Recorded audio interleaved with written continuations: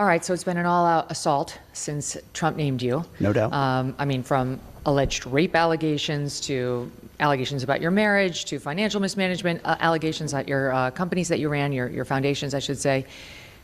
How's it going with Trump right now? Is he so far standing by you, and have you spoken to him? I spoke to him this morning, Megyn. I mean... Oh, sorry. Legal note. I have a legal note. Yes, since the day Trump named him as a defense secretary, the mainstream media cannot allow him to drink water. Every single day, his name is up and down. And there is one thing I appreciate him, he is strong. I saw this 2 days ago. The mainstream media is actually pushing that this man should be replaced by Ron DeSantis. And I don't know how true it is. They are now making it sure to spread the news that Trump is thinking to replace him with Ron DeSantis. A lot of Republicans are not happy with that idea.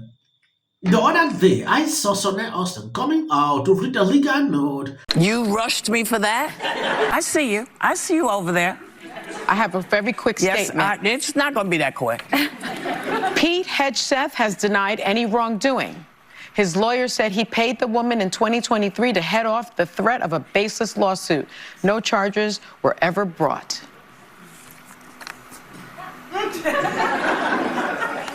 You rushed me for that? Spoken to him. I spoke to him this morning, Megyn. I mean, he's amazing. He's a fighter. He's been through this himself. And he told me the last thing he said to me, well, two things he said to me when I left his office when he chose me was, well, besides what he said about being a warfighter, we can get into that, was you're going to need to be tough as shit. You're going to need to be tough as shit. This is the third time, if I'm counting, where Sonny Hostin is doing this. They spilled this ridiculous claim about this man over and over. She's now being forced by the producers to read this. Let's go back to this clip with Megyn Kelly. He had a lot to say, pertaining to what is going on. Before we even go into that clip, if you have not subscribed to this channel, please endeavor to do that. It will do you no harm if you share the video. But he said, you go meet those senators and I've got your back. It means a lot to me. It tells you who that guy is. So you are meeting with them. Any open wobbliness there? How do you like your chances right now? I mean, Donald Trump won overwhelmingly. 76 million votes. He's got 53 senators, all of which understand what the American people voted for. They voted for the change that Donald Trump is going to bring. And they knew in the picks that he's made, he's bringing in change agents. If you wanted another general or another admiral or an executive or a CEO or a politician or a lawyer to run the Defense Department, we've tried that before. He said, I want a warfighter. I want lethality, lethality, lethality. I want readiness, accountability, standards, warfighting. Pete, that's you, that's me, clean house of the woke crap. All that stuff, all the stuff and the CRT and the DEI and the genderism and the get rid of it. Let's bring the Pentagon back to the people, the people's Pentagon for warfighters.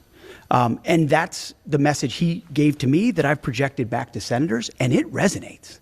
When I get a chance to sit down, especially with these senators from the Senate Armed Services Committee, that's the committee I'm talking to, they care about the military a lot. They've run for office, spent their lives trying to invest in it. So the advise and consent process is a real thing. Like, I'm hearing from these men and women, these senators who have great ideas, want to make sure that when I'm confirmed, we're able to implement them at the Defense Department. They're worried about the military and the country and not necessarily your love life. No, no. Or your mom. Or my mom, who did a fantastic job on Fox and Friends. We're going to show some of it. If we all went back 7 years, we would see that maybe we were not the people we are today. And I'm sure many of you across the country understand how difficult divorce is on a family. There's emotions. We say things. And I wrote that in haste. I wrote that with deep emotions. I wrote that out of love. And about 2 hours later, I retracted it with an apology email, but nobody's seen that. I want to say something about the media. And part of today is to discredit the media and how they operate. When they contact you, I let a few phone calls go, but then they call you and say they threaten you. That's the first thing they do. Right. They say, unless you make a statement, we will publish it as is. And I think that's a despicable way to treat anyone. Threats are dangerous. I don't think the way you operate it feels almost criminal when reporters call you and threaten you. I don't think a lot of people know that's the way they operate. And they don't care who they hurt, families, children. By the way, you'd be surprised how... When you look at this video, you feel different, right? So I don't understand what is happening. When you see the mainstream media and Democrat talking against someone, according to me, it is that person you should choose. They dislike that person simply because he might be tough. The same lie, they dislike Trump and the people choose him. That might just be a simple message for you to understand. When this man is speaking, you see the power in him. Yes, like somebody that is decisive. So I don't get the point. The mainstream media is pushing Ron DeSantis. There is a question. I've seen positive articles pertaining to that. That's what they're trying to do to you. That's their playbook. Get ready for more. And they're going to make it up, just like they have so far. All anonymous, all innuendo, all rumor, nothing sourced, no verification, and they're just going to keep doing it because you're a threat to them. You're a threat to their system. You're a threat to all the things in Washington, D.C., the swamp, the things that people have rejected. You're a threat to that.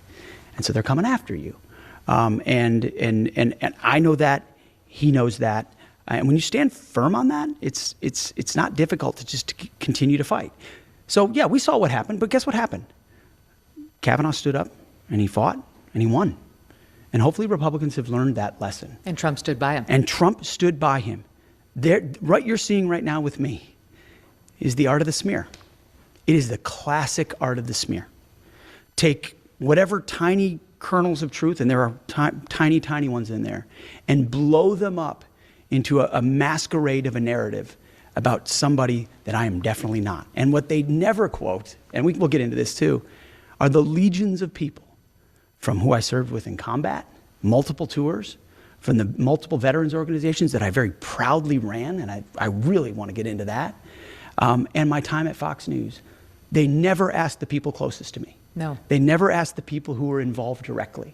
And when they do, and I've got a list right here of people, and Will Cain and my hosts at Fox News have come out, all the folks on Fox Friends have all come out and said, this is not Pete. And we've worked with Pete for 10 years, every single morning, every single day. Yes, I don't care about this man's history, what I accuse him of doing. I only believe something until he's proven in court and is guilty. Whatever thing these people are saying, to me, I don't want to hear anything. We saw what happened to Trump. It is not surprising. Like he said, if you are a threat to the system, this is how they launch smear campaigns to put you down. If you are not strong, you will not be able to withstand that. This is just like a test to know if he can withstand this. If you are a weak person, it will show to the world that you cannot withstand this small temperature. Talk less of standing up to withstand a lot of things that are standing in front of you. If you see him being tough, it is just to portray the kind of person he will be if put in that position. Jimmy Kimmel had this to say about Trump replacing him with Ron DeSantis. Very damning email Pete's mother sent him about the way he treats women. So this morning, his mom, who apparently shared this with someone, who shared it with the Times, went on Fox and Friends to do damage control, which is funny. He's a nominee for the Secretary of Defense. Has a nominee for Secretary of Defense ever put his mom on TV to help him? Did Donald Rumsfeld's mom? I don't care if they write that. So, with that, I'm going to shake it off. That guy. I mention that guy's name. He's such an absolute prick. I can't stand him. But anyway. Hey there. How are you doing? If you watch this show regularly, I'm guessing you're not doing great. Yeah, me neither. Let's be honest, it was a terrible night. The rest of us be doing on day one. Right? Now's the time to stand in solidarity with our friends, with our neighbors. Well, Bishop Vigano, he says that the dollars for Beyonce. Hot freak. You're very good. How do you think the election went? Only up by 15 points. Got Taylor Swift.